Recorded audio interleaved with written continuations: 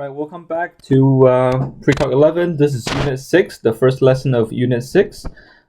This unit is all about rational expressions and rational equations. Actually, it's all about factoring, okay? I'll tell you that right now. It's all about factoring, okay? If you don't know how to factor, you need to learn quick, okay? Before we talk about rational expressions, we have these three are all rational expressions. We want to figure out what values of the variable will make the denominator equal to 0, okay? So here's an expression, 7 over x. This is a rational expression, and I'll define what rational expression is in a bit. But I'll tell you this is a rational expression. So again, we're looking for values of the variable so that the denominator is 0. Well, since we only have x in the denominator, well, if x is 0, then the denominator is 0. Okay, so that's the value that will make the denominator 0. For part B, well, to make denominator 0, so then we set this equation as x plus 9 is 0. That means x would have to be negative 9. Okay. For part C, well, if we want to make this 0, then that's what we do, right? We set this equation equals to 0.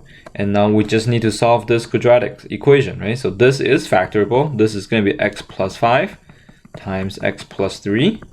And therefore, in this case, x would equal to negative 5 and negative 3. So when x is negative 5 and when x is negative 3, the denominator will be 0. Okay, now why do we need to know about this? We'll talk about that in a bit. Okay, before we talk about the reason why we are looking for making the denominator 0, we need to first talk about rational expressions.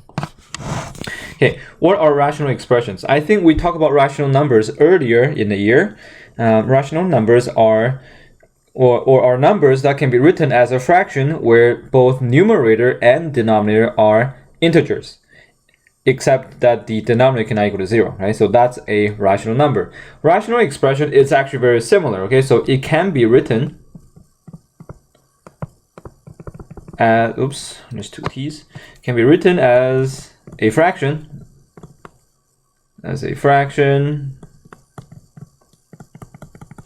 I'm going to call this f of x divided by g of x, where both f of x and g of x are polynomial functions.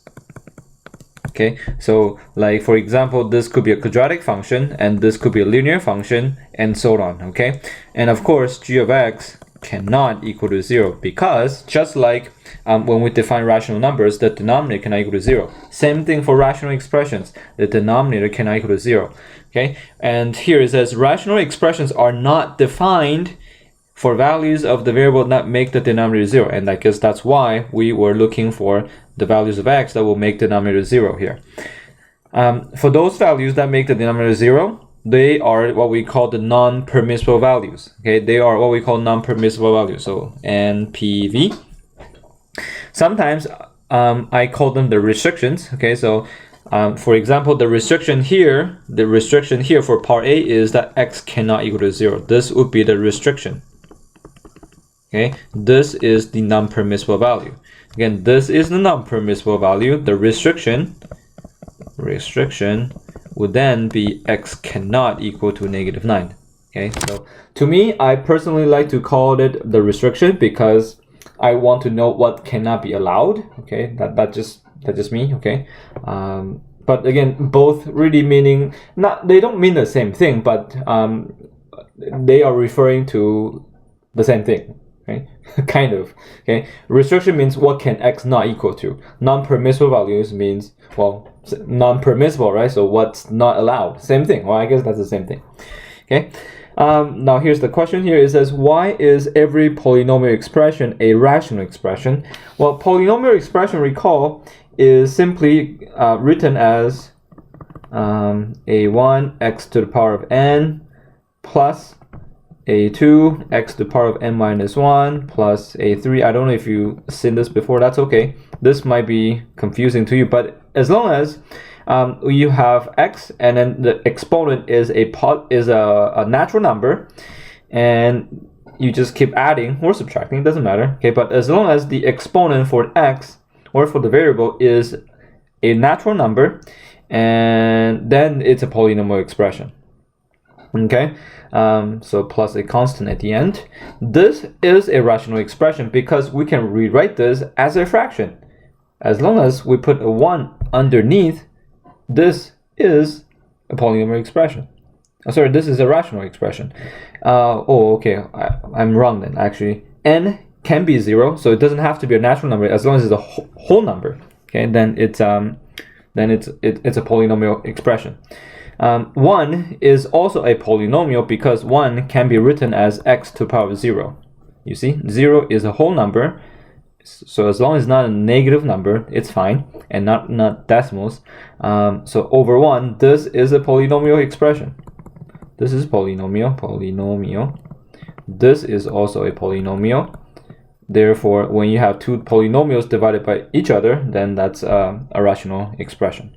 Okay, that's why every polynomial expression is a rational expression as well. Okay, so now, anyways, those are just definitions. We are now going to look at non-permissible values or restrictions. Again, I think I'm going to... You should know both, okay? You should know both. But personally, I probably will say restrictions, okay? I think I changed this like year after year. And this year I like to call it non-permissible value. The next year I like to call it a restriction.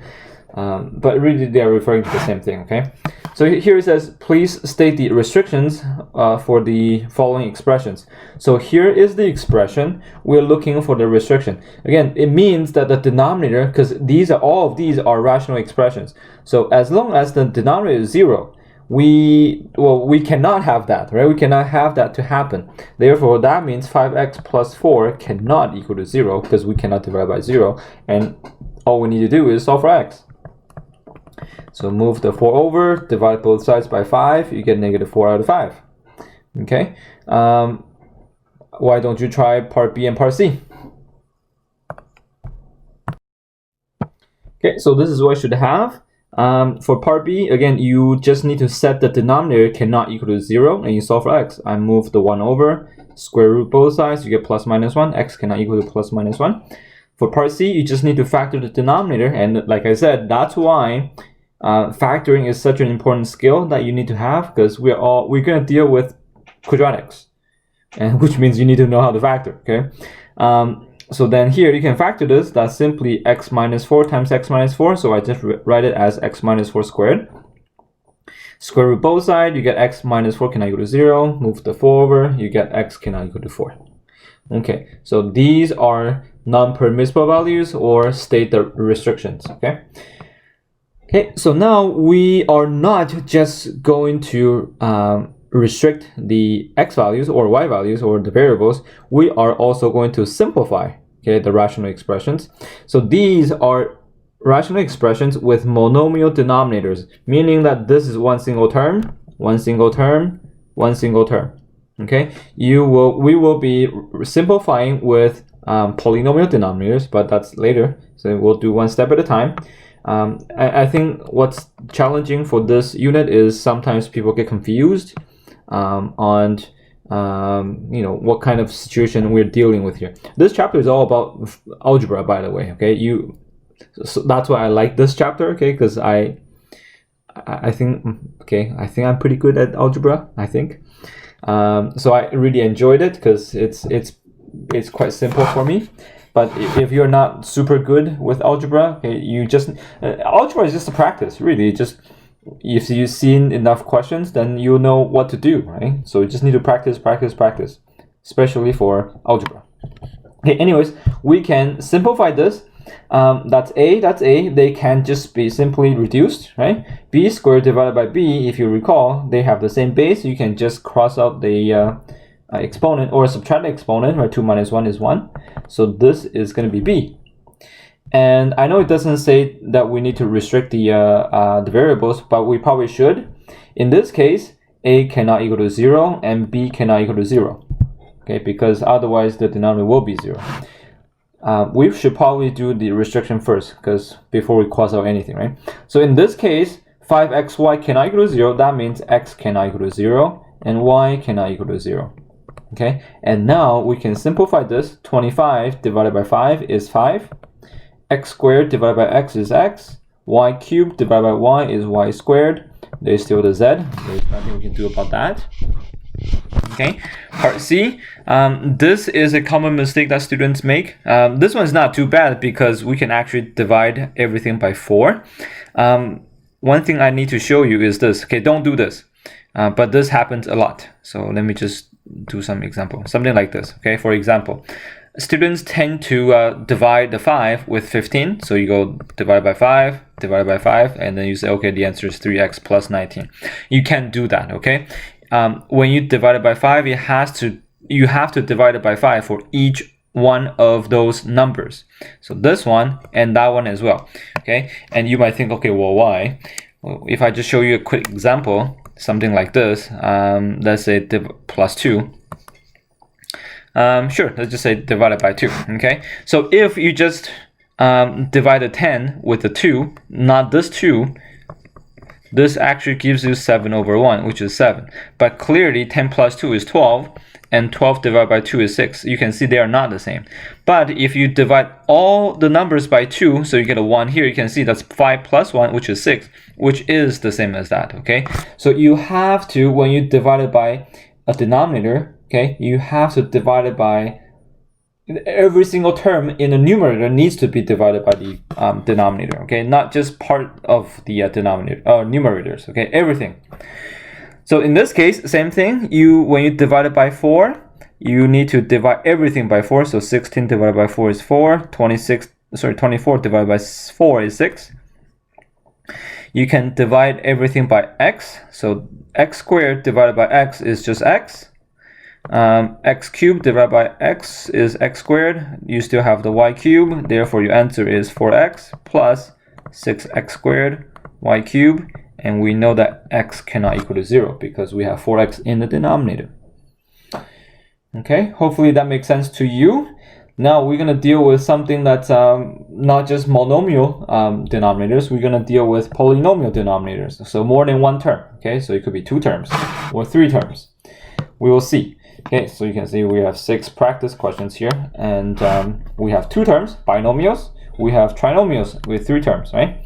Okay, so I'll show you the first one here. Now, at the first glance, you might see, okay, well, or you might think that there's nothing I can do. However, you can actually factor. Again, this chapter is all about factoring. You should always factor first. 3x minus 3, you can factor to 3. You end up with x minus 1. 6x minus 6, you can factor out to 6. You get also x minus 1. Since both of these are x minus 1s, you can cancel them out. You end up with 3 over 6, which can be reduced to 1/2. Now for the restriction, well then, in that case, x cannot equal to 1. Again, you can get that from here. 1 minus 1 is 0, and 6 times 0 is 0, and we can't have that. So x cannot equal to 1. Okay. For part B, we have x minus 2. Again, in a denominator, we can factor this. X squared minus 4 is simply, that's a difference of squares. So you can factor this as x plus 2 times x minus 2. You can see these two, again, both are x minus 2, so you can reduce them by crossing them out. Your answer would be 1 over x plus 2. Now, be careful. Your restriction is not only just negative 2, because this one's obvious, because it's right here, but also positive 2, because 2 minus 2 will give you a 0. So you don't only just look at your final answer, you actually need to look at every single step, okay? And also not just the question, okay? You actually have to look at every single step. Sometimes you don't see it in the question, but it actually shows up in your steps, okay? So 2 is also part of the restriction, even though you cancel them out. Okay, why don't you try part C, and then I don't know why it comes back to A and B again, but why don't you try these 3 questions, and then I'll show you the answer, and we'll do the last one together, okay? Okay, so for part C here, you can factor out the common factor of xy in the numerator and y in the denominator. One thing you need to be careful here is, okay, for sure we can reduce the y, so that's gone. again, the common mistake that students make is that because this, you see x here, and there, so you think, okay, well, probably I can just do this, right? I can cancel the x's, but you can't, okay? Because in a denominator, this is x plus y. That is a binomial. It's not a monomial where you can just reduce it, okay? This is binomial, so they actually go together. If you want to cross this out, you have to cross out the whole thing, the entire x plus y. So they have to be exactly the same, okay? So which means you cannot do this either, okay? So then I have y left because I cross out x plus y, and this is x plus y squared, so well, if I cross out x plus y, I still have y left. No, it doesn't work that way either, okay? Be careful. Be careful about what you are reducing, okay? There's certain things that you can't do, okay? But for sure, you can definitely reduce the y's. So this is your answer. For your non-permissible value or restrictions, y cannot equal to 0 because of this. X cannot equal to negative y because of that, right? Because if x is negative y, you have negative y plus y, which is 0. We don't want that. Okay, so that's part C. Here, I think these two are straightforward. You just need to factor. You can see this is x plus 2, that's x plus 2. They are exactly the same, so you can reduce them. So you get x minus 3 over x minus 2. Again, your restrictions would be plus minus 2. Even though you cross this one out, you still need to consider that for the restriction. For part B, the thing that's a little bit tricky is the denominator is not written in the proper form. So you just need to rewrite it so it's in the form that we are familiar with. That's easy to factor. That's x minus 4 times x minus 3. There's x minus 3 right there, so cross them out. That's your answer. Restrictions will be 3 and 4. All right, this last one right here, this is slightly trickier, okay? So what you need to do here is, I mean, this looks quite different from all the questions we dealt with, and you might not know how to factor this. But what we can do here for part C is we can actually first factor out the common factor, and you probably don't see it, but the common factor for both numerator and denominator is x, actually. We can factor x out of every single term on the top. If you factor x out of x to the power of 2a plus 1, you actually get 2x to the power of 2a. Remember, when you factor, it means you're dividing. And when we divide powers with the same base, you subtract exponent. So 2a plus 1 minus exponent of 1, because this is exponent 1, is simply 2a. And same thing with this one right here, 3x to the power of a plus 1. When you divide it by x, you get 3x to the power of a. And of course, x divided by x is 1. In a denominator, same thing. You have x here, you have x there, so you can actually factor the x. And similarly, you should get 4 times x to the power of 2a minus 1. Okay, and now you might be thinking, okay, so now what? Okay, now what? Well, we can still factor, well, first of all, we can cross out the x. Hopefully you see that. I mean, they're just x's, right? So that's gone. But we can actually factor more about this, okay? And the denominator, actually. This is a difference of squares. This is simply 2x to the power of a minus 1 times 2x to the power of a plus 1. Now, you might say that, well, that's 2a. How come it becomes one single a here? Well, if you think about, again, exponent laws, when you multiply powers with the same base, you add exponent, right? So x to the power of a times x to the power of a is actually equal to x to the power of 2a, which is what we have here. And because it's 4, so if we square root of 4, we get 2 and 2. That's a 1. Square root of 1 is 1 and 1. And because it's difference of squares, so it's 1 plus, 1 minus. Similarly with this, so really what happened is you don't need to worry about 2a. You just treat this like this is 2x squared plus 3x plus 1. And just factor this. If you factor that, I believe you should get 2x and x plus 1 and plus 1. Okay, we can check. 2x times x is 2x squared. 2x times 1 is 2x. 1 times x is 1x. Add them together is 3x. That's what we have. 1 times 1 is 1. For sure, they are the same. However, it's x to the power of 2a and x to the power of a, not just x squared and 3x. So really all you need to do is, because again, when you have x to the power of a times x to the power of a, you actually get x to the power of 2a, which is what we want here. So really you just need to add to the power of a here. And you can see 2x to the power of a times 1 is 2x to the power of a.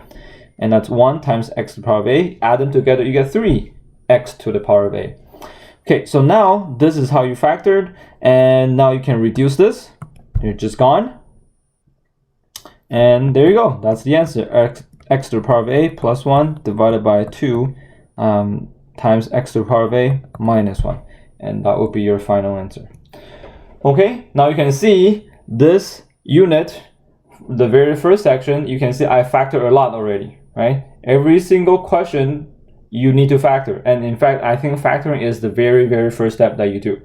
Okay, so make sure you know how to factor, because again, if you cannot factor, this unit is over. Unfortunately, it's over.